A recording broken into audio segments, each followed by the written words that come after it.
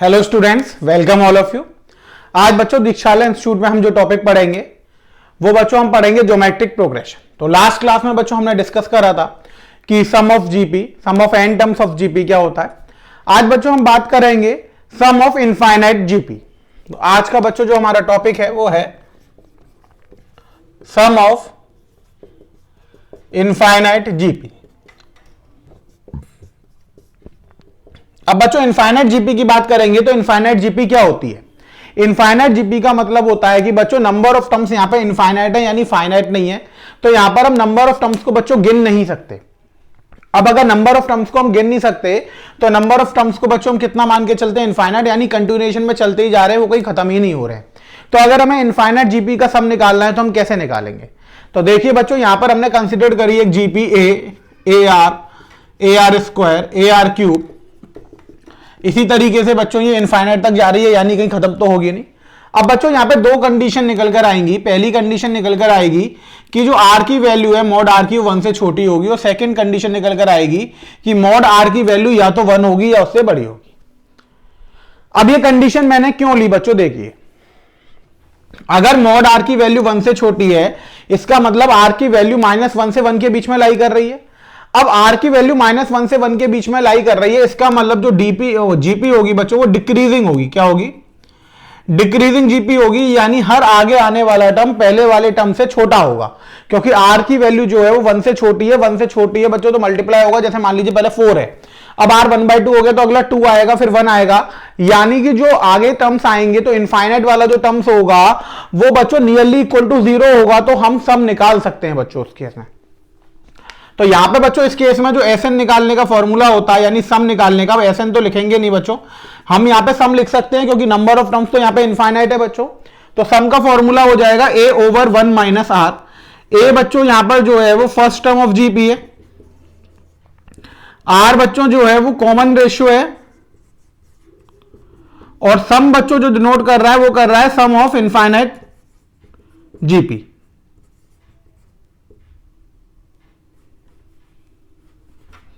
किसको डिनोट कर रहा है? सम ऑफ इनफाइनाइट जीपी।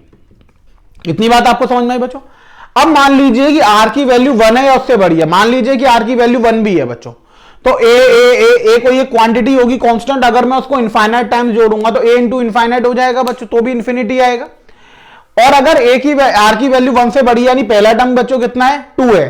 अब मान लीजिए कि आर की वैल्यू 2 हो गई तो अगला टर्म क्या हो जाएगा? 4। जैसे मैंने यहां पर मान लिया कि आर की वैल्यू 2 है बच्चों और ए की वैल्यू भी 2 है, तो a2, अगला टर्म 4, फिर अगला टर्म 8, फिर अगला टर्म 16।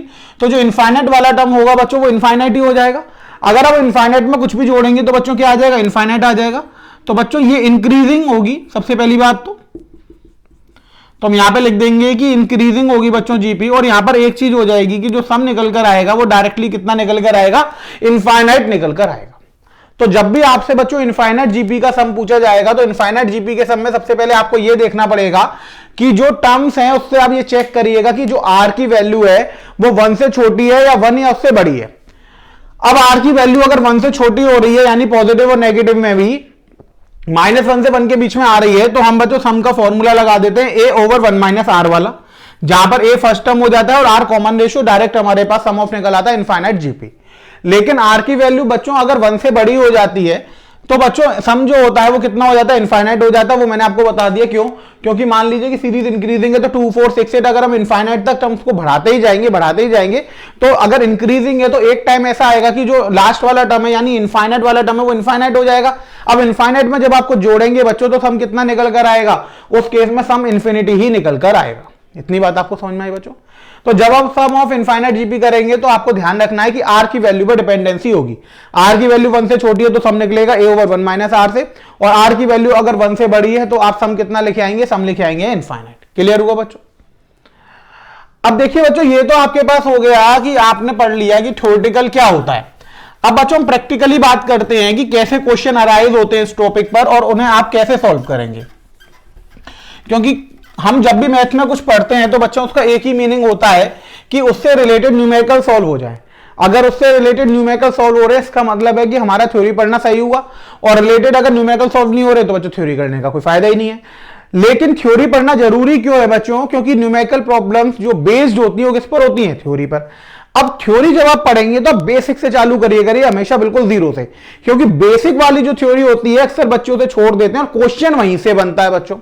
तो क्वेश्चन जो अराइज होता है बच्चों वो बेसिक वाले पोर्शन से होता है। जो सबसे छोटा पोर्शन होगा किसी भी चीज का वो सबसे ज्यादा इंपॉर्टेंट होता है।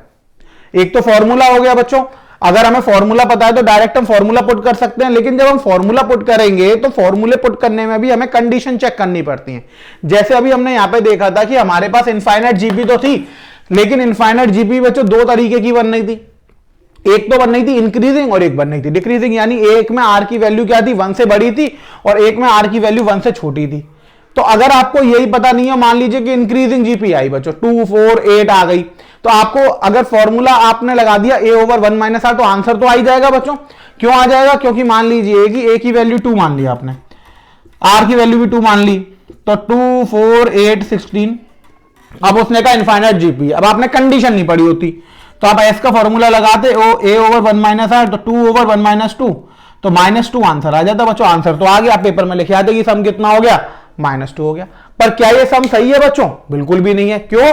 क्योंकि इनफाइनाइट जीपी में अगर हम बच्चों ऐसी सीरीज का सम निकाल कर आ रहे हैं जिसका कॉमन रेशियो की वैल्यू 1 से बड़ी है, तो हम आंसर गलत निकाल कर आ रहे हैं। तो इसीलिए मैं आपसे कह रहा हूं कि जब भी आप क्वेश्चन करेंगे तो सबसे पहले आप क्या देखेंगे, बेसिक देखेंगे। तो बेसिक यहां पर क्या आया, आर की वैल्यू को चेक करना। अगर आर की वैल्यू 1 से छोटी है तो फॉर्मूला अराइज होगा, 1 से बड़ी है तो डायरेक्ट आंसर कितना आ जाएगा, इनफाइनाइट। यहां पे देखिए अलग हो गया था ना। चलिए मैं आपको क्वेश्चन कराता हूं बच्चों उसके। क्वेश्चन 1 है बच्चों, सम ऑफ इंफिनिटी ऑफ जीपी -5/4, 5/16, -5/64, और ये कंटिन्यूएशन में चलता जा रहा है। वो कह रहा है कि एक इनफाइनाइट जीपी है और जीपी क्या है, माइनस का 5/4, फिर 5/16, फिर माइनस का 5/64 कंटिन्यूएशन में चलता जा रहा है बच्चों। अब देखिए सॉल्यूशन में हम क्या लिखेंगे। सॉल्यूशन में बच्चों हमने सबसे पहले सीरीज लिखी -5/4, 5/16, -5/64, इस तरीके से बच्चों हम आगे बढ़ गए। अब हमने यहां पर देखा कि a की वैल्यू कितनी हो गई, माइनस का 5/4, यही तो बच्चों निकल कर आए। अब हम कॉमन रेशियो निकालेंगे r, तो बच्चों सेकंड टर्म को डिवाइड कर देंगे फर्स्ट टर्म से, -5/4। ये दोनों बच्चों ऊपर, ये दोनों डिनोमिनेटर में, तो ये हो गया 5 × 4 ओवर -16 × 5, 5 से 5 कैंसिल बच्चों, 4 से 4, आंसर आ गया माइनस का 1/4। अब आपको पता है कि माइनस का जो 1/4 है बच्चों वो किससे छोटा होता है, वो 1 से छोटा होता है। अब 1 से छोटी हो गई आर की वैल्यू, इसका मतलब हम सम निकाल सकते हैं बच्चों। अब हमने सम का फॉर्मूला लगा दिया, हमें पता है a ओवर 1 माइनस आर, तो माइनस का 5/4 ओवर 1 माइनस, माइनस का 1/4, ये हो जाएगा बच्चों माइनस का 5/4, minus minus plus 1 plus 1/4, LCM लेंगे, -5/4, ये हो गया 5/4, कैंसिल आउट हो गया, तो वैल्यू कितनी निकल कर आ गई, वैल्यू निकल कर आ गई -1। यानी इस इनफाइनाइट जीपी का जो सम है बच्चों वो कितना है, वो हमारे पास है -1। क्लियर हुआ बच्चों आप सबको? यानी यहां पर अगर आपको इनफाइनाइट जीपी का सम निकालना है तो वो सम कितना निकल कर आएगा कि सबसे पहले आप ए देखेंगे, ए के बाद आपने देखा कि आर कितना आ रहा है बच्चों, तो आर आपने देख लिया कि आर माइनस का 1/4 आ रहा है, यानी लेस देन 1 आ रहा है। अब लेस देन 1 आ रहा है, इसका मतलब बच्चों हम फॉर्मूला अराइज कर सकते हैं। यहाँ पे हमने सम का फॉर्मूला लगा दिया और उसे सॉल्व कर लिया। क्लियर हुआ बच्चों? नेक्स्ट क्वेश्चन की तरफ चलते हैं बच्चों।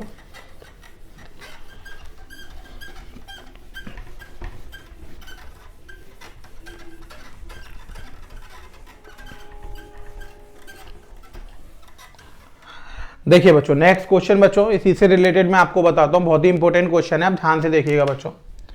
तो नेक्स्ट क्वेश्चन बच्चों हम लेते हैं कि इफ 3 + 3α + 3α², ये जा रहे हैं बच्चों इनफाइनाइट टर्म्स तक। एक सीरीज है बच्चों 3 + 3α + 3α², और ये इनफाइनाइट टर्म्स तक जा रही है बच्चों। यहां पे मॉड ऑफ अल्फा की वैल्यू जो है वो 1 से छोटी है बच्चों, और हमें दे रखा है कि इसका सम जो है बच्चों वो है 45/8। सम कितना है बच्चों? 45/8। अब हमें क्या कैलकुलेट करना है बच्चों? हमें यहाँ पे करना है, फाइंड करना है अल्फा। क्वेश्चन समझ में आया बच्चों? वो ये कह रहा है कि एक इनफाइनाइट जीपी है, जीपी क्या दे रखी है हमें बच्चों 3 + 3α + 3α² ऐसे इनफाइनाइट तक जा रही है। यहाँ पे मॉड ऑफ अल्फा की वैल्यू 1 से छोटी है, यानी जीपी डिक्रीजिंग है। इतनी बात हमें समझ में आ गई। सम भी निकल कर आ रहा है तो वहां से भी पता लग गया कि डिक्रीजिंग जीपी है। अब वो कह रहा है कि अल्फा की वैल्यू फाइंड करिए। तो देखिए बच्चों सॉल्यूशन। हमने लिखा 3 plus 3 alpha plus 3 alpha square up to infinite terms तक जा रहा है, तो 45/8 है। अब यहां पर अगर आप देखेंगे बच्चों इस सीरीज में, तो a की वैल्यू बच्चों 3 हो जाएगी क्योंकि फर्स्ट टर्म 3 है। r आप निकालेंगे तो 3 अल्फा ओवर 3 कैंसिल आउट हो गया, कितना आ गया अल्फा। तो आप सम का फॉर्मूला लगा देंगे बच्चों, तो a ओवर 1 माइनस r किसके बराबर हो जाएगा 45/8, यानी यही तो सम निकलेगा बच्चों। तो यहां से a की वैल्यू हो गई 3 over 1 minus alpha equals to 45/8। Cross multiply हो जाएगा बच्चों, 8 3 24, 45 माइनस 45 अल्फा, ये इधर आ जाएगा बच्चों 45 alpha equals to 45 minus 24, 45 alpha equals to 21। 3 से बच्चों 15 बार जाएगा, 3 से 7 टाइम्स, तो अल्फा की वैल्यू आ गई 7 ओवर 15। तो लेस देन 1 आ रही है, आप देख रहे हैं बच्चों लेस देन 1 आ रही है, इसीलिए सब निकला था। क्लियर हुआ बच्चों कैसे सॉल्यूशन सोल्व होगा। तो आपने करना क्या है बच्चों, सबसे पहले ये चेक करना है कि r जो है वो 1 से छोटा है या नहीं। फॉर्मूला पुट कर दिया बच्चों 1 से छोटे के लिए, इनफाइनाइट के लिए सॉल्व कर दिया, आपके पास कितनी वैल्यू निकल कर आ गई, आपके पास अल्फा की वैल्यू निकल कर आ गई। समझ में आया बच्चों किस टाइप के क्वेश्चन अराइज हो रहे हैं यहां पर। तो इनफाइनाइट जीपी में बच्चों होगा क्या कि नंबर ऑफ टर्म्स इनफाइनाइट तक जा रहे होंगे, यानी वो सीरीज कहीं ना कहीं भी खत्म ही नहीं हो रही है। अब खत्म ही नहीं हो रही है तो आपको वो सॉल्व करनी है बच्चों और उसका सम निकालना है। तो बस आपको ये ध्यान रखना है कि r की वैल्यू 1 से छोटी होगी तभी सम फाइंड होगा, और अगर r की वैल्यू 1 से आ गई है तो मैं आपको बार बार ये बात बता रहा हूं बच्चों, क्योंकि बच्चे यहां गलती करते हैं। मैं आपको ये बात इसलिए बता रहा हूं कि बच्चे यहां पर क्या करते हैं, गलती करते हैं। वो क्या करते हैं कि r की वैल्यू 1 से बड़ी में भी फॉर्मूला लगा देते, जैसा मैंने आपको बताया, वो चेक ही नहीं करते। वो तो ये देखते हैं कि इनफाइनाइट जीपी है, ठीक है मैं सम का फॉर्मूला आता है, हमने सम का फॉर्मूला पुट कर दिया, आंसर आ गया, लेकिन वो गलत है बच्चों। बात समझ में आ रही है। अगर इनफाइनाइट जीपी है तो फॉर्मूले से अलग आंसर मिलेगा, पर उसका आंसर होगा क्या, उसका आंसर अगर r की वैल्यू 1 से बड़ी है तो इनफाइनाइट होगा, आपको इनफाइनाइट ला के आना पड़ेगा। नेक्स्ट क्वेश्चन देखिए बच्चों। नेक्स्ट क्वेश्चन बच्चों आता है, इफ हमारे पास दिया x equals to 1 plus a square plus a cube up to infinite terms, y आपको दिया है बच्चों 1 प्लस b square plus b cube infinite terms. यहां पे बच्चों आपको मॉड a की वैल्यू लेस देन 1 दे रखी है और यहां पे मॉड b की लेस देन 1 दे रखी है, यानी कि डिक्रीजिंग जीपी है बच्चों। अब आपको शो करना है बच्चों 1 plus A B plus A square B square, infinite terms हैं बच्चों इसमें। तो इसकी वैल्यू जो होगी बच्चों वो होगी X Y over X plus Y minus 1। इतनी बात आपको समझ में आई बच्चों। तो यहां पर बच्चों x आपके पास क्या दे रखा है, x दे रखा है 1 plus A square up to infinite terms तक जा रहा है। यह ध्यान रखना है आपको कि मॉड a की वैल्यू 1 से छोटी है बच्चों। यहां पर y की वैल्यू देखी तो 1 plus B square B cube up to infinite terms तक जा रहा है, मॉड b की 1 से, यानी कि फॉर्मूले काम करेंगे यहां पर। अब बच्चों उसने कह दिया कि अब हमें शो करना है 1 प्लस ए square plus B square infinite terms तक, यानी कि हमें बच्चों आंसर किस में लाना है, x और y में लाना है। इसका मतलब है कि पहली दो इक्वेशनों से हमें a को x के टर्म में निकालना पड़ेगा, b को y के टर्म में निकालना पड़ेगा और इसमें पुट करना पड़ेगा। क्लियर हुआ बच्चों। हमें पता कैसे लगा x y में आंसर लाना है, क्योंकि प्रूफ करके हमें ये लेकर आना है, x y a और b तो लाना ही नहीं है। अब देखिए सॉल्यूशन में हमें दिया बच्चों x की वैल्यू कितनी है 1 प्लस ए स्क्वायर प्लस ए क्यूब इनफाइनाइट टर्म्स है बच्चों। तो बच्चों यहां से हमारे पास x की वैल्यू किसके ऊपर आ जाएगी, a ओवर 1 माइनस आर। तो a की वैल्यू 1 हो गई बच्चों यहां पे और 1 माइनस आर ए हो गया। यहां से बच्चों अगर हम सॉल्व करेंगे तो ये बच्चों आ जाएगा 1 minus A equals to 1 over X, क्योंकि हमें तो a की वैल्यू निकालनी है ना बच्चों। a इधर चला जाएगा, ये इधर आ जाएगा बच्चों, तो a की वैल्यू आ जाएगी 1 माइनस 1 अपॉन एक्स। ये इक्वेशन 1 हो गई आपके पास। अब हमें बच्चों सेकंड कंडीशन दी है कि y equals to 1 plus B square plus B cube infinite terms. तो बच्चों वही कंडीशन लग जाएगी जो ऊपर लगी है यहां पर। तो y की वैल्यू हो जाएगी 1 over 1 minus B, same condition लगेगी 1 minus B over 1 upon Y. तो यहां से बच्चों b की वैल्यू आ जाएगी 1 माइनस 1 अपॉन वाई। ये इक्वेशन 2 हो गया। नाउ इसके बाद बच्चों हमें करना क्या है, हमें सम निकालना है 1 प्लस ए स्क्वायर बी स्क्वायर। तो बच्चों ए स्क्वायर बी स्क्वायर को बच्चों मैं क्या लिख सकता हूं, ए बी का होल स्क्वायर, फिर ए बी का होल क्यूब, ऐसे इनफाइनाइट टर्म्स तक जा रहा है बच्चों। अब इनफाइनाइट टर्म तक जा रहा है, इसका मतलब ये हुआ बच्चों कि हम ए बी का मल्टीप्लाई करते जा रहे हैं। अगर इसका सम का फॉर्मूला देखेंगे तो 1 ओवर 1 माइनस ए बी हो जाएगा। यही तो हो जाएगा बच्चों, ए की वैल्यू 1 है और आर जो है वो ए बी है, क्योंकि इसमें ए बी का इंटू हुआ है, तो 1 माइनस ए बी, यही तो सम निकलेगा बच्चों। अब अगर हम बच्चों इसका सम निकाल रहे हैं तो सम आ गया 1 over 1 minus A B. Value put कर दीजिए बच्चों, 1 ओवर 1 माइनस ए की वैल्यू 1 माइनस 1 ओवर एक्स, इसकी 1 माइनस 1 अपॉन वाई। एलसीएम ले लेंगे बच्चों सबसे पहले इसमें, तो ये हो जाएगा 1 over 1 minus x minus one Y minus one, और ये बच्चों एक्स वाई हो जाएगा। एक्स वाई का एलसीएम लेके ऊपर भेज देंगे बच्चों, तो ये आपके पास आ जाएगा बच्चों एक्स वाई ओवर, ये कितना आ जाएगा एक्स वाई ओवर, देखिए मैं यहाँ पे ही लिख दे रहा हूँ उसको, यहाँ पे हम सॉल्व कर दे रहे हैं बच्चों। उसके बाद अब बच्चों वो जो सॉल्यूशन था वो आ जाएगा एक्स वाई, तो ऊपर चला जाएगा, नीचे हो जाएगा एक्स वाई। अब माइनस करेंगे X minus one Y minus one में, तो ब्रैकेट बना लिया बच्चों, X Y minus X plus one, अंदर इंटू कर देंगे बच्चों माइनस का, तो X Y minus X Y, ये हो गया plus Y plus X minus one, ये कैंसिल आउट हो गया, तो ये आ गया बच्चों X Y over X plus Y minus one. Clear हुआ बच्चों, समझ में आया क्वेश्चन? हमें जो इन्फॉर्मेशन दी हुई थी हमने उसका यूज करा बच्चों, हमें दे रखा था एक्स की वैल्यू ये है, फॉर्मूला लगा के हमने ए का इन टर्म्स ऑफ एक्स निकाल लिया। ऐसा इसलिए करा कि आंसर एक्स वाई में चाहिए था। y को बच्चों सॉल्व करा, y के टर्म b को y के टर्म में निकाल लिया बच्चों। अब ये बच्चों इसका फॉर्मूला आ गया, a की वैल्यू पुट कर दी यहां से और b की वैल्यू पुट कर दी बच्चों, एलसीएम लेके सॉल्व कर लिया बच्चों। ये तो एल्जेब्रिकली है तो आपके लिए बहुत आसान है, ये आप हल कर लेंगे, तो ये निकल कर आ गया बच्चों आरएचएस के इक्वल, यानी X Y over X plus Y minus one. तो ये प्रूव हो गया आपके पास कि इस सीरीज का जो सम है वो कितना निकल कर आया, वो निकल कर आया X Y over X plus Y minus one. यही तो बताना था बच्चों हमें। क्लियर हुआ बच्चों? नेक्स्ट क्वेश्चन की तरफ चलते हैं।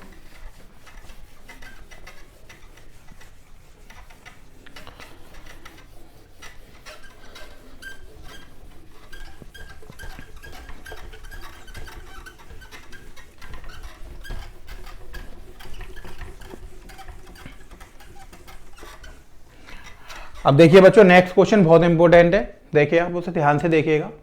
हम बच्चों क्वेश्चन लेते हैं यहां पर प्रूफ, इस टाइप के क्वेश्चन बहुत आते हैं, 3 की पावर 1/2, 3 की पावर 1/4, 3 की power 1/8, infinite term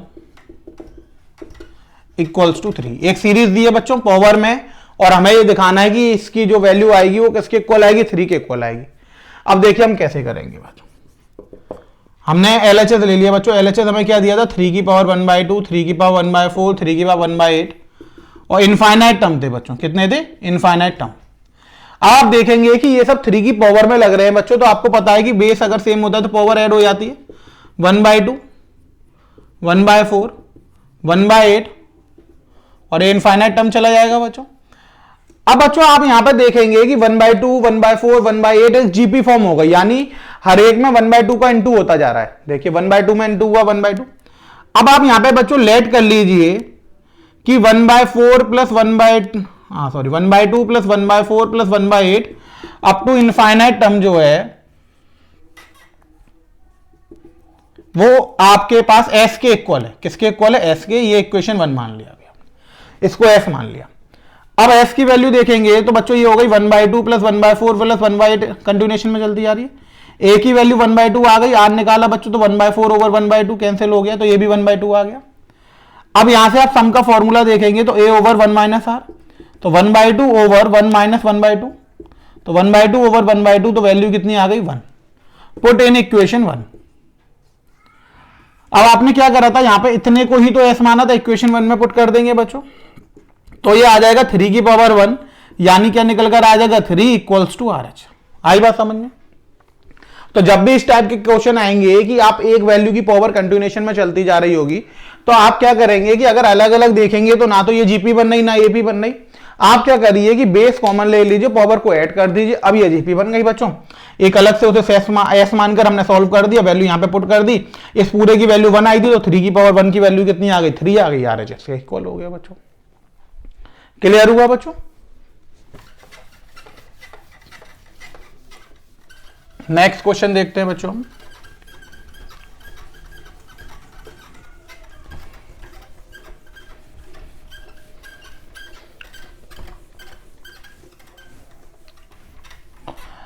next question बहुत इंपॉर्टेंट है बच्चों, ध्यान से देखिए उसे। मैं जितने भी आपको क्वेश्चन करा रहा हूं सब अलग अलग टाइप के करा रहा हूं बच्चों। If sum of infinite GP is 4 and sum of their squares is 48, find series। बच्चों क्वेश्चन दिया है कि एक इनफाइनाइट जीपी है। अब इनफाइनाइट जीपी में बच्चों हमने क्या करा कि उसका जो सम दे रखा है वो 4 दे रखा है, और उनके टर्म्स के स्क्वायर का जो सम दे रखा है वो कितना दे रखा है 48। अब हमें सीरीज बतानी है। अब बच्चों हमने यहां पे कर लिया कंसिडर इनफाइनाइट जीपी। हमने एक इनफाइनाइट जीपी कंसिडर करी बच्चों, ए आर स्क्वायर ऐसे जाती जा रही हो, यहां पर जो आर की वैल्यू है 1 से छोटी है। ठीक है बच्चों। अब अकॉर्डिंग टू क्वेश्चन बच्चों अगर हम देखेंगे तो ए plus A R square infinite terms तक इसका सम कितना आ रहा है बच्चों, 4 आ रहा है। तो यहां पर ए ओवर 1 माइनस आर हो गया, क्योंकि हमने फर्स्ट टर्म ए माना है, कॉमन रेशियो आर माना है, तो वैल्यू कितनी हो गई 4। तो ए की वैल्यू आ गई बच्चों 4 1 माइनस आर, ये इक्वेशन 1 हो गई। एंड एक और क्वेश्चन दिया है कि इनके स्क्वायर का सम, तो ए स्क्वायर आर की पावर 4, ये कितना है बच्चों 48। तो यहां से अगर हम सम निकालेंगे बच्चों तो फर्स्ट टर्म तो हो गया ए स्क्वायर, और कॉमन रेशियो अगर डिवाइड करेंगे तो 1 माइनस आर स्क्वायर, ये कितना आ गया 48। ऊपर वाले को ए इंटू ए बच्चों, 1 माइनस आर स्क्वायर को 1 प्लस आर लिख सकते हैं बच्चों। अब देखिए ए ओवर 1 माइनस आर, इस पूरे की वैल्यू कितनी पुट हो जाएगी बच्चों, इस पूरे की वैल्यू आपके पास यहां से पुट हो जाएगी 4। तो आप पुट कर देंगे 4 into a over 1 plus r equals to 48। ये कैंसिल हो गया बच्चों 12 टाइम, तो ए की वैल्यू आ गई 12 1 प्लस आर, ये आपके पास सेकंड इक्वेशन आ गई। अब ए की वैल्यू यहां से वो आई थी, वहां से वो आ गई बच्चों फ्रॉम इक्वेशन 1 एंड 2 हम इक्वेट कर सकते हैं बच्चों। तो 4 1 minus r equals to 12 1 plus r, 4 से बच्चों कितनी बार चला जाएगा 3 times, 1 minus r equals to 3 plus 3 r, ये इधर चला गया बच्चों -2 इक्वल्स टू 4 आर। तो बच्चों माइनस का 1/2 वैल्यू किसकी आ गई, आर की वैल्यू आ गई। अब आर की वैल्यू 1/2 आ गई बच्चों। अब आपको ए निकालना है, तो आप इस वाली इक्वेशन में पुट कर सकते हैं। तो आपने लिखा पुट इन इक्वेशन 1, उठा के 1 इक्वेशन में पुट कर दीजिए। तो 4 1 प्लस 1/2 हो जाएगा बच्चों, 3/2 हो जाएगा, 4 इंटू 3/2, तो 2 बार जाएगा। तो ए की वैल्यू कितनी आ गई बच्चों 6 आ गई। अब आर की वैल्यू 1 है, इसका 1/2 आ गई। अब आप सीरीज निकाल सकते हैं बच्चों, तो 6 इंटू करेंगे तो बच्चों माइनस का 3, फिर से इंटू करेंगे बच्चों -1/2 का, तो प्लस हो जाएगा, ये 3/2 इस तरीके से आगे चलता चला जाएगा। तो ये आपके पास क्या निकल कर आ गई बच्चों, ये सीरीज निकल कर आ गई। क्लियर हुआ बच्चों। तो ये बच्चों अलग अलग टाइप के क्वेश्चंस आपने देखे कि अगर सम ऑफ इनफाइनाइट जीपीज में हमारे पास क्वेश्चंस आते हैं तो हम उन्हें कैसे सॉल्व करते हैं। तो जितने भी टाइप के क्वेश्चन अब तक आए हैं, तो मैंने सबका एक एक क्वेश्चन आपको करा दिया है, तो आपको यहां से इजी हो जाएगा कि किस किस टाइप के क्वेश्चन आते हैं, कैसे बनते हैं और उन्हें हम कैसे सॉल्व करते हैं। तो ये बच्चों आपका टॉपिक कंप्लीट होता है यहाँ पर सम ऑफ इनफाइनाइट जीपी बच्चों। अब हम नेक्स्ट टॉपिक की तरफ चलते हैं, जो सबसे इंपॉर्टेंट टॉपिक मैं आपको बताता हूँ बार बार। आप समझ गए होंगे मैं किसकी बात कर रहा हूं बच्चों, प्रॉपर्टीज ऑफ जीपी। मैं हर बार आपसे कहता हूं कि किसी भी चैप्टर का सबसे इंपॉर्टेंट जो टॉपिक होता है वो होता है उसकी प्रॉपर्टीज, क्योंकि उसी से मैक्सिमम क्वेश्चन सॉल्व होते हैं और बहुत ही जल्दी होते हैं। तो अब बच्चों हम पढ़ने जा रहे हैं properties of properties of GP. अब देखिए प्रॉपर्टीज ऑफ जीपी बच्चों, यानी ज्योमेट्रिक प्रोग्रेशन। तो बच्चों पहली प्रॉपर्टी बच्चों ये है कि मान लीजिए कि हमें कोई एक जीपी दी गई है, अगर हम उसमें क्या करें किसी कांस्टेंट टर्म से मल्टीप्लाई कर दें या डिवाइड कर दें, तो बच्चों उससे जीपी पे कोई फर्क नहीं पड़ेगा।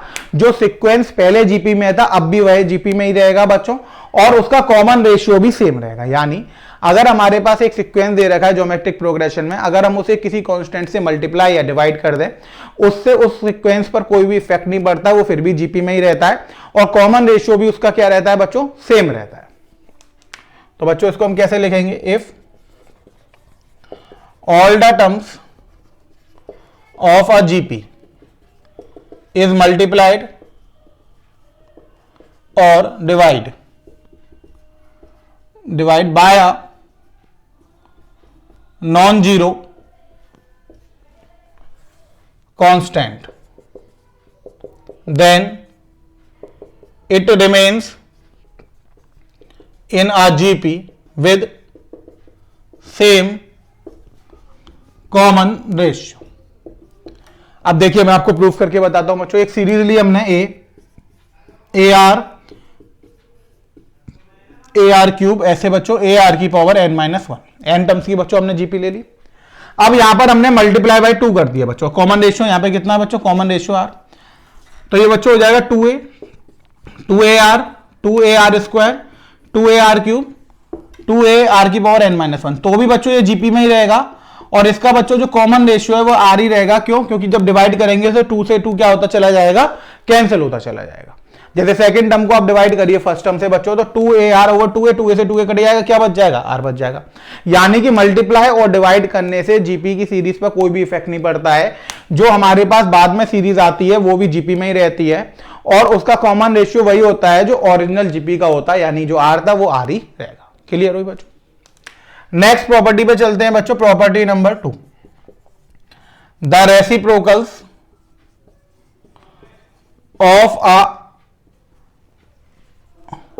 of the terms of a given GP is also NGP। अगर हम बच्चों गिवन जीपी को रेसिप्रोकल कर दें, क्या कर दें? रेसिप्रोकल कर दें, तब भी वह किस में रहेगा बच्चों? जीपी में ही रहेगा। बस फर्क यह आएगा कि अब उसका जो कॉमन रेशियो है वो भी क्या हो जाएगा? रेसिप्रोकल हो जाएगा, क्योंकि टर्म्स रेसिप्रोकल हुए तो कॉमन रेशियो भी हो जाएगा। जैसे देखिए A R square A r cube, ये बच्चों जीपी में एक सीक्वेंस है। अब यहां पे बच्चों आप कॉमन रेशियो देखेंगे तो आर आएगा। अब हमने क्या करा बच्चों? रेसिप्रोकल कर दिया। अब रेसिप्रोकल जब हमने कर दिया तो हो जाएगा 1/a, 1/ar, 1/ar square, 1/ar cube, तो 1/ar की पावर n-1, ये हो गया बच्चों। अब आप देखेंगे कि पहला टर्म 1/a हो गया, दूसरा 1/ar, यानी 1/r का मल्टीप्लाई होता चला जा रहा है हर एक में। अब 1/r का मल्टीप्लाई होता चला जा रहा है तो इसका मतलब है कि ये सीक्वेंस तो जीपी में ही है, लेकिन बस कॉमन रेशियो चेंज हो गया है। जो कॉमन रेशियो आएगा वो कितना हो जाएगा? वो अब 1/r हो जाएगा। समझ में आया बच्चों?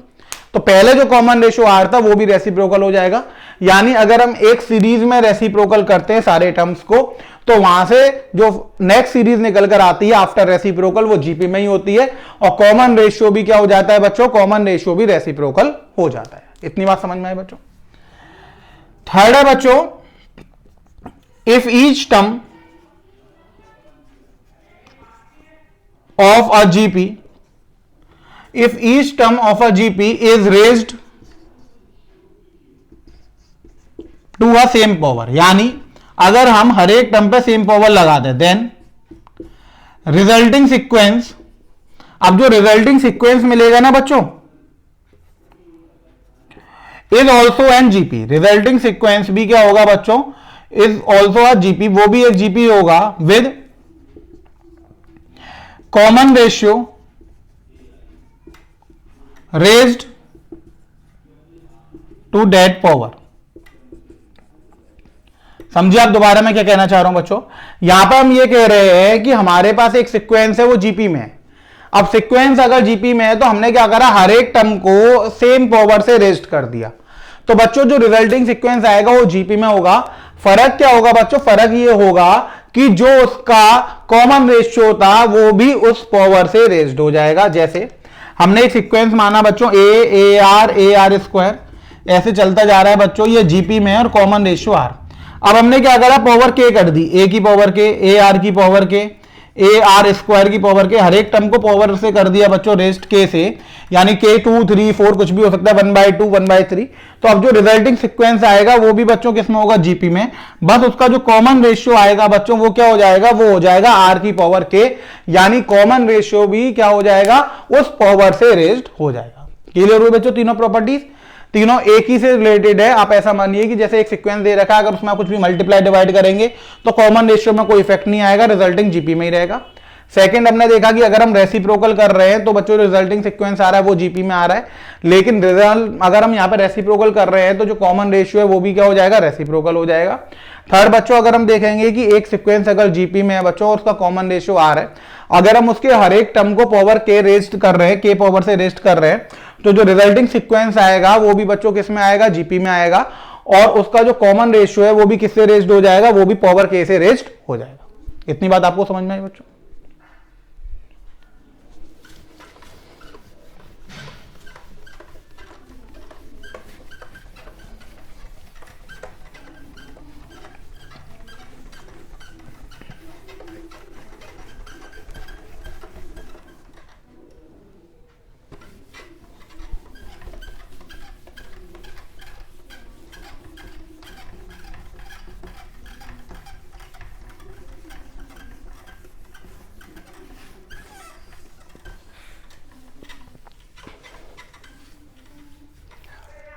अब बच्चों नेक्स्ट क्वेश्चन पे चलते हैं हम, नेक्स्ट प्रॉपर्टी पे चलते हैं। तो आप देखिए 3 प्रॉपर्टीज आपने पढ़नी बच्चों, नेक्स्ट प्रॉपर्टी हम पढ़ते हैं, तो ध्यान से देखिए आप क्या होगी। नेक्स्ट प्रॉपर्टी है बच्चों कि इन अ फाइनाइट जीपी, एक हमने फाइनाइट जीपी ले ली बच्चों, the product of terms equidistance from beginning end and. In a finite GP, the product of terms equidistant from beginning and end of a sequence is constant and is equal to product of first and last term. बहुत important property है बच्चों. वो ये क्या कह रहा है कि अगर हम सीक्वेंस ले ले बच्चों, एक सीक्वेंस हमने लिया फाइनाइट जीपी, जैसे A1, A2, A3, A4, A5, A6, AN-2, AN-1, AN, n terms का बच्चों सीक्वेंस ले लिया. अब अगर हम प्रोडक्ट करें फर्स्ट टर्म का लास्ट टर्म का, तो ये वही होगा, फर्स्ट और लास्ट का प्रोडक्ट वही होगा जो सेकंड और सेकंड लास्ट का होगा, ये वही होगा जो थर्ड और थर्ड लास्ट का होगा, ये वही होगा जो फोर्थ और फोर्थ लास्ट का होगा, और इसी तरीके से बच्चों ये कंटिन्यूएशन में चलता चला जाएगा. यानी in a finite GP the product of terms equidistance from the beginning end end is constant. वो कांस्टेंट होगा बच्चों, और वो किसके इक्वल होगा, वो फर्स्ट टर्म और लास्ट टर्म के प्रोडक्ट के इक्वल होगा. जैसे बच्चों एपी में हमने पढ़ा था, तो एपी में हमने क्या करा था बच्चों, फर्स्ट और लास्ट को ऐड करा था, तो वो इक्विडिस्टेंस टर्म्स के एडिशन के बराबर था. तो ज्योमेट्रिक प्रोग्रेशन में क्या होता है कि वो प्रोडक्ट के बराबर होता है. ठीक है बच्चों. अब देखिए कैसे निकलेगा. अब मान लीजिए कि हमने सीक्वेंस माना था बच्चों, इसका हमने कॉमन रेशियो r मान लिया, और फर्स्ट टर्म तो a है ही है बच्चों. अब देखिए कि हमने लिखा kth टर्म फ्रॉम स्टार्टिंग, यानी kth term from beginning into kth term from and. हमने ये दो प्रोडक्ट कर दिए, क्योंकि वो कह रहा है term equidistance from beginning and and, तो हमने kth टर्म फ्रॉम बिगिनिंग करा और kth टर्म फ्रॉम एंड करा बच्चों, और उन दोनों का हमने क्या कर दिया, उन दोनों का हमने मल्टीप्लाई कर दिया. अब उन दोनों का मल्टीप्लाई करिए तो देखिए kth टर्म फ्रॉम बिगिनिंग का फॉर्मूला क्या हो जाएगा बच्चों, a r की पावर n-1, और kth टर्म फ्रॉम एंड का फॉर्मूला बच्चों क्या हो जाएगा, l इंटू 1 अपॉन r की पावर n-1. तो ये बच्चों r की पावर n-1 से r की पावर n-1 कैंसिल हो गया, तो ये a इंटू एल आ गया बच्चों. a इंटू एल का मतलब हुआ कि ये आ गया first term into last term. समझ में आया बच्चों. तो ये किसके बराबर आ गया, ये आपके पास बराबर आ गया बच्चों first term into last term के. क्लियर हुआ बच्चों, सबको समझ में आ गया, इसमें किसी को कोई दिक्कत तो नहीं है. यानी सेकंड और सेकंड लास्ट टर्म का प्रोडक्ट थर्ड और थर्ड लास्ट का, फोर्थ और फोर्थ लास्ट का वही होगा बच्चों जो फर्स्ट का और लास्ट का प्रोडक्ट होगा. क्लियर हुआ. तो जब भी आपसे पूछेगा कि एक गिवन सीक्वेंस है, थर्ड और थर्ड लास्ट का प्रोडक्ट बता दीजिए, तो आप क्या करेंगे, फर्स्ट और लास्ट का प्रोडक्ट कर देंगे, वही थर्ड और थर्ड लास्ट का प्रोडक्ट हो जाएगा. क्लियर हुई बच्चों प्रॉपर्टी. नेक्स्ट प्रॉपर्टी है कि बच्चों if A B C are in GP, अगर ए बी सी बच्चों जीपी में है, then B square equals to A C, या फिर हम बोल सकते हैं बच्चों B equals to under root में ए सी. अगर बच्चों ए बी सी एपी में, तो इसका मतलब है कि b upon a equals to क्या हो जाएगा, c upon b, common ratio बराबर होगा. क्रॉस मल्टीप्लाई कर देंगे तो यहां से बच्चों निकल आता B square equals to A सी, तो बी किसके बराबर हो जाता है, बी यहां पर हो जाता है बच्चों अंडर रूट ए सी के बराबर हो जाता है. क्लियर हुआ बात, समझ में आ गई बच्चों. यानी कि हमारा कहने का मतलब ये है कि अगर एक जीपी है उसमें एबीसी है बच्चों, तीन टर्म हमें दे रखे हैं, तो वो एबीसी जीपी में कब होंगे, वो तब होंगे बच्चों जब बी स्क्वायर की वैल्यू किसके बराबर हो जाएगी बच्चों, बी स्क्वायर की वैल्यू एसी के बराबर हो जाएगी. अब एक और प्रॉपर्टी होती है बच्चों जीपी की, वो मैं आपको बता दे रहा हूं. जैसे A1, A2, A3, A4, AN ये हमारे पास जीपी में दे रखे हैं. अब मान लीजिए कि हम एक एक छोड़ के टर्म ले लें, जैसे A1, A3, A5, A7 ऐसे ले लें, यानी 1-1 के गैप में ले लें रेगुलर इंटरवल में, तो अब जो सीक्वेंस मिलेगा ना A1, A3, A5 का, वो भी जीपी में होगा. इसी तरीके से दो को छोड़ के अगर हम बच्चों रेगुलर इंटरवल में टर्म्स ले रहे हैं, तो वो भी किस में होंगे, वो भी जीपी में होंगे. यानी अगर हम रेगुलर इंटरवल्स बीच में जो इंटरवल दे रहे हैं वो इक्वल दे रहे हैं, इक्वल इंटरवल्स के बाद अगर हम किसी सीरीज है जो जीपी में, और इक्वल इंटरवल्स के बाद अगर हम उसमें से टर्म्स उठा रहे हैं बच्चों, तो इंटरवल्स के बाद जो टर्म्स मिलेंगे वो भी किस में होंगे बच्चों, वो भी जीपी में होंगे. इतनी बात आपको समझ में आ गई बच्चों. नेक्स्ट प्रॉपर्टी पर चलते हैं बच्चों. ये आपकी प्रॉपर्टी नंबर 5 तक हो गया.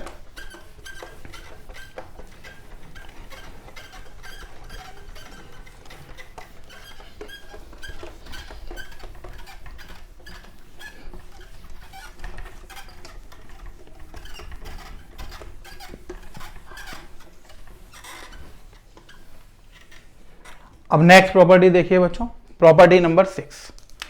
प्रॉपर्टी नंबर 6 बच्चों हमसे कहता है कि if A1 A2 A3 up to AN is a sequence of non-zero non-negative terms of a GP, then log A1, log A2, log A3, log AN are in AP and vice versa. बहुत ही important है बच्चों, competition point of view से बहुत important property है। वो ये कह रहा है कि अगर A1 A2 A3 AN तक अगर हमने सीक्वेंस ले लिया बच्चों, और ये सीक्वेंस कैसा है कि इसमें एक भी टर्म जीरो नहीं है और एक भी टर्म नेगेटिव नहीं है। ऐसा इसलिए कि आपको पता है, आपने लॉग की डोमेन पढ़ी थी जब मैंने आपको फंक्शन में पढ़ाया था बच्चों, तो हमने पढ़ा था कि लॉग की जो डोमेन होती है वो क्या होती है, लॉग की डोमेन होती है रियल पॉजिटिव, यानी वहां तो ना तो जीरो जाता है ना नेगेटिव टर्म जाता है। तो अगर A1 A2 A3 A4 AN में से कोई भी टर्म जीरो हुआ या नेगेटिव हुआ तो हम लॉग ले ही नहीं पाएंगे बच्चों। अब अगर लॉग कोई नॉन जीरो नॉन नेगेटिव है, तो A1 A2 AN अगर जीपी में है, अगर हम लॉग ले लेंगे बच्चों उस टर्म्स का, तो ये वाली जो सीरीज आएगी वो किस में आ जाएगी बच्चों, एपी में आ जाएगी। और उल्टा भी हो जाएगा, अगर log A1 log A2 log A3 ऐसे log N तक बच्चों एपी में है, तो इसका मतलब है कि A1 A2 A3 up to AN किस में होंगे बच्चों, जीपी में होंगे। क्लियर हुई बच्चों, ये बात आपको समझ में आ गई बच्चों। तो ये हुआ आपका प्रॉपर्टीज ऑफ जीपी बच्चों। ये सारी आपने प्रॉपर्टीज पढ़ ली जीपी की, कि जीपी की कितनी प्रॉपर्टीज होती हैं, क्या क्या कंडीशन वहां पर होती है बच्चों, वो सब आपने पढ़ लिया है। अब बच्चों हम इससे रिलेटेड कुछ क्वेश्चंस की बात करेंगे कि कैसे क्वेश्चंस अराइज होते हैं प्रॉपर्टीज के, और उन्हें हम कैसे सॉल्व करते हैं, वो आप देखिए। ठीक है बच्चों, तो मैं आपको कुछ इंपॉर्टेंट क्वेश्चंस बच्चों यहां पे करा दे रहा हूं। तो क्वेश्चन देखिए, if A B C are in GP, अगर ए बी सी बच्चों हमें किस में दे रखा है, ए बी सी हमें दे रखा है जीपी में, तो वहां पर लिखा है कि प्रूफ डेट, प्रूफ करिए आपकी 1 over B equals to 1 over A plus B plus 1 over B plus C. ठीक, ये क्वेश्चन है बच्चों आपके पास, ए बी सी जीपी में है बच्चों, और हमें ये प्रूफ करके दिखाना है। अब देखिए सॉल्यूशन। तो सबसे पहले बच्चों अगर ए बी सी जीपी में है, तो इसका मतलब क्या हुआ बच्चों कि B square equals to A सी, ये कंडीशन निकल कर आपके पास आ गई। नाउ अब देखिए बच्चों, यहां पे हम एलएचएस से आरएचएस तो ला नहीं सकते, हम आरएचएस ले लेंगे, उससे एलएचएस लाने की कोशिश करेंगे। तो हमने आरएचएस लिया 1 ओवर ए plus B plus 1 over B plus c, LCM ले लीजिए बच्चों। तो ये हो जाएगा ए प्लस बी और बी प्लस सी, तो ये आ जाएगा b plus c plus a plus b, यानी ए प्लस 2b प्लस सी, ये आ जाएगा ए प्लस 2b प्लस सी। नीचे बच्चों इंटू करेंगे तो a B plus B square, a B plus B square plus a c plus b c, यही हो जाएगा बच्चों। अब आप देखिए कि बी स्क्वायर की वैल्यू कितनी थी बच्चों, ए सी थी, तो बी स्क्वायर की जगह हम क्या रख सकते हैं, ए सी रख सकते हैं बच्चों। अब देखिए ये हो गया आपके पास a प्लस 2b, क्योंकि यहां पे a plus B plus c थे ना बच्चों, तो ये हो गया a B plus B square plus a c और ये बी सी। ठीक है बच्चों, तो ये तो बच्चों ये हो गया। अब हमने क्या करा, बी स्क्वायर की जगह बच्चों ए सी रख दिया, तो हो गया a B plus a c plus a c plus b c, यही हो गया बच्चों। अब आप देखेंगे कि बच्चों यहां पर आप जब देखेंगे तो ये हो गया a प्लस 2b प्लस सी। अब नीचे बच्चों ए सी और ए सी है, तो आप क्या करिए कि उल्टा रख दिया बच्चों हमने, बी स्क्वायर को तो रहने दीजिए बच्चों, ए सी की जगह बी स्क्वायर रख दीजिए, क्योंकि यहाँ पे 2b चाहिए, 2b चाहिए तो हमें क्या करना है, ए और सी हटाना है, बी को 2 बार लाना है, तो बी स्क्वायर पहले से ही था, ए सी की जगह मैंने बी स्क्वायर रख दिया यहाँ पर। अब ये हो गया बच्चों, बी अगर हम कॉमन ले लेंगे तो ए plus B plus B plus c, यही हो जाएगा बच्चों। तो हो गया ए प्लस 2b प्लस सी, और नीचे बी कॉमन ले लिया तो ए प्लस 2b प्लस सी, ये कैंसिल आउट हो गया बच्चों। तो ये कितना निकल कर आ गया, 1 over B equals to L H, ये प्रूव हो गया। दोबारा समझिए बच्चों, हमें दे रखा था एबीसी जीपी में और हमें ये प्रूफ करके दिखाना था बच्चों। अगर एबीसी जीपी में है तो इसका मतलब हुआ कि बी स्क्वायर की वैल्यू हो गई बच्चों ए सी, हमने आरएचएस लिया बच्चों, एलसीएम लिया, यहां पर हमने बी स्क्वायर की जगह बच्चों ए सी था, तो ए सी को हमने यहां पे बी स्क्वायर पुट कर दिया, क्योंकि यहां पर हमें 2b चाहिए था बच्चों। अब वो आपको ऊपर देखना पड़ेगा कि न्यूमरेटर में आपको क्या चाहिए, उस हिसाब से आपको डिनोमिनेटर में सब्स्टिट्यूशन करना पड़ेगा, क्योंकि आप यहां पे बी स्क्वायर को ए सी भी पुट कर सकते हो और ए सी को बी स्क्वायर भी पुट कर सकते हो, वो हमने कर दिया बच्चों। बी कॉमन ले लिया बच्चों, ये आ गया हमारे पास, न्यूमरेटर से डिनोमिनेटर कैंसिल हो गया, तो वैल्यू कितनी निकल कर आ गई बच्चों, वैल्यू निकल कर आ गई 1 ओवर बी एलएचएस के इक्वल आ गई, तो ये हमारा प्रूफ हो गया। क्लियर हुआ बच्चों? नेक्स्ट क्वेश्चन की तरफ चलते हैं बच्चों।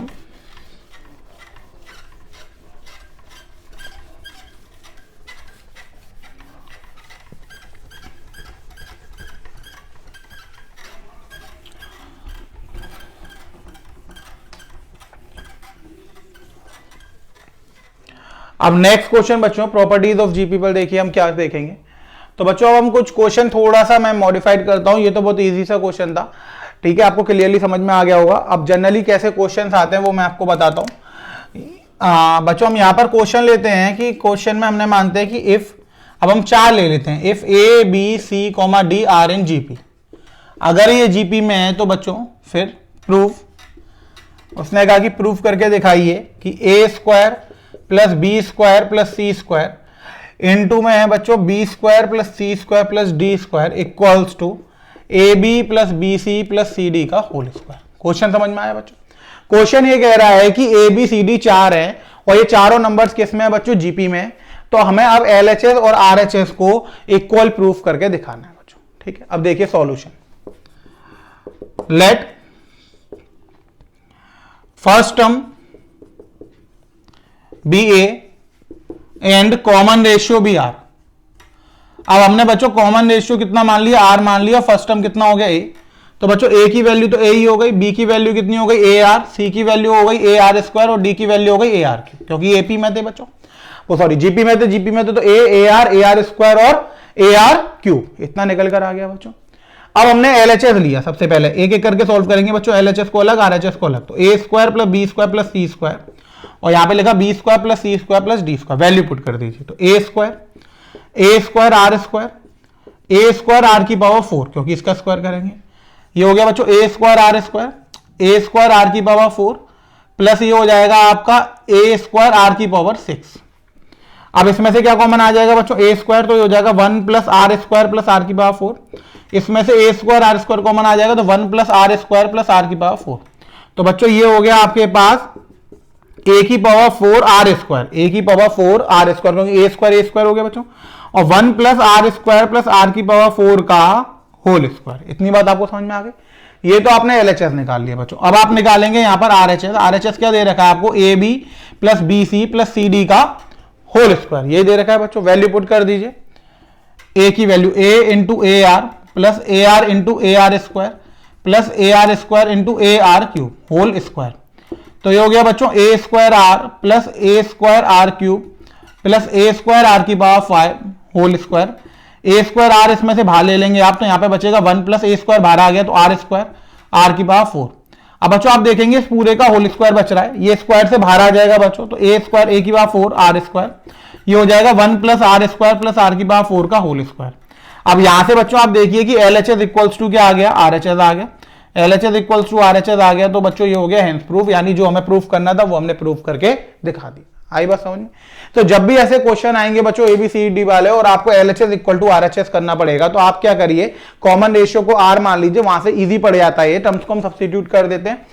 ए तो ए हो जाएगा बच्चों, बी ए आर हो जाएगा, सी ए आर स्क्वायर हो जाएगा और डी ए आर क्यूब। अब आप इन वैल्यूज को बच्चों एलएचएस और आरएचएस में पुट कर दीजिए, जो भी कॉमन आ रहा था कॉमन लीजिए। अब तो अलजेब्रा सॉल्व करिए, सेम आरएचएस में आप करिए, तो यहां से आपके पास रिजल्ट निकल कर आ जाएगा। क्लियर हुआ बच्चों? समझ में आ गया सबको? नेक्स्ट क्वेश्चन की तरफ चलते हैं बच्चों।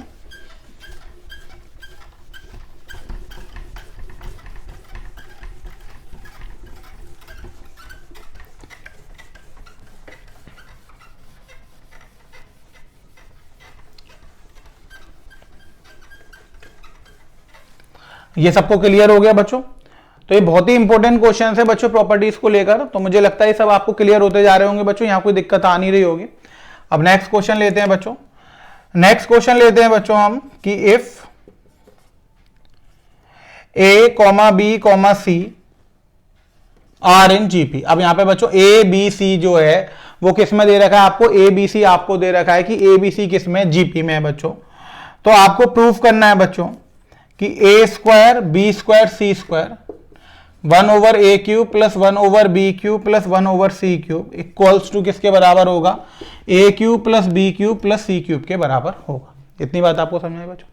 अब आपको ये प्रूफ करना है कि a square plus B square plus c square into में अगर 1/a³ plus 1/b³ plus 1/c³ करेंगे तो ये किसके बराबर निकल कर आएगा? वो बच्चों निकल कर आएगा आपके पास a³ plus b³ plus c³ के बराबर निकल कर आएगा।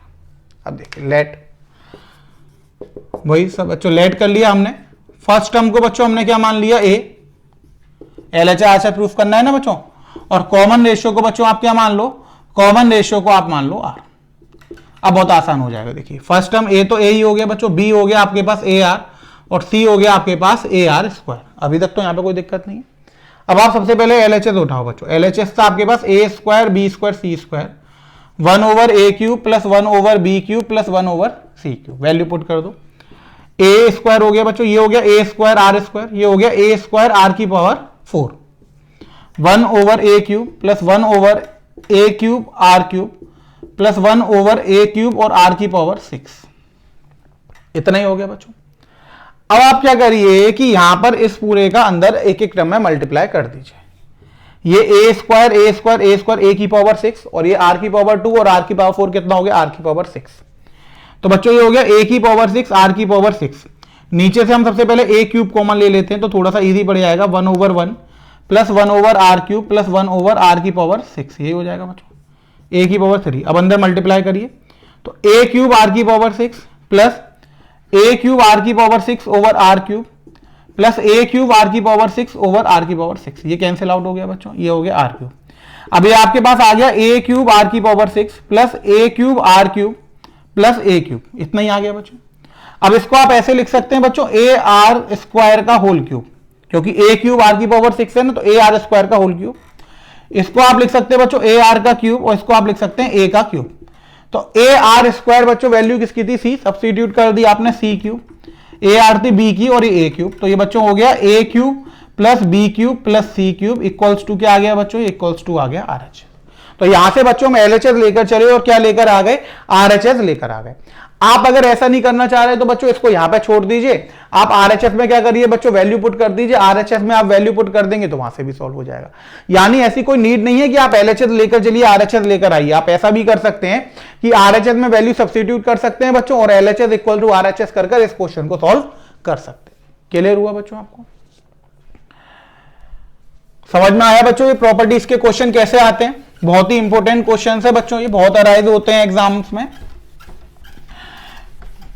यानी आपसे LHS RHS वाले अब क्वेश्चन तो आप फटाफट कर ही लेंगे, इतना तो मुझे पता है अब आपके बारे में।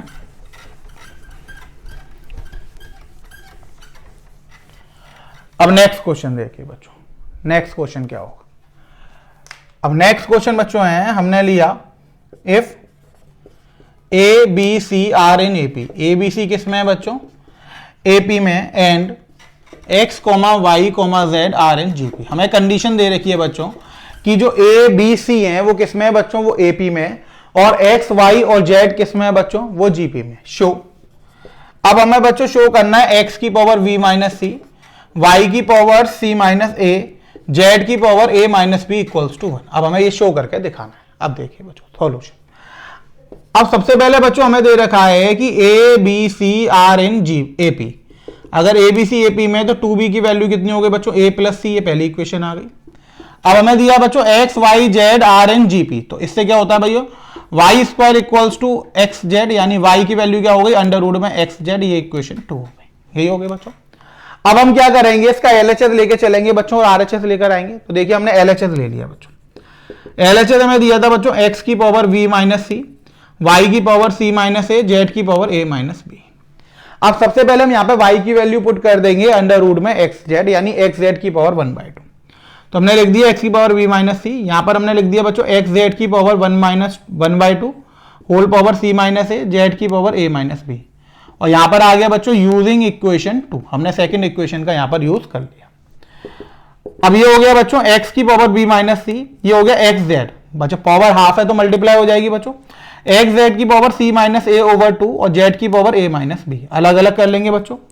X की power V minus C, X की power C minus A over 2 into में, क्योंकि ये पूरे की पावर है बच्चों। Z की power C minus A by 2 into में Z की पावर A माइनस B। अब बेस सेम है तो बच्चों पावर ऐड हो जाएगी। इन दोनों का बेस x है और इन दोनों का बेस कितना है? z। तो पावर ऐड हो जाएगी। तो x की power b minus c plus c minus a over 2, z की power c minus a by two plus का ए माइनस बी, यही हो जाएगी बच्चों।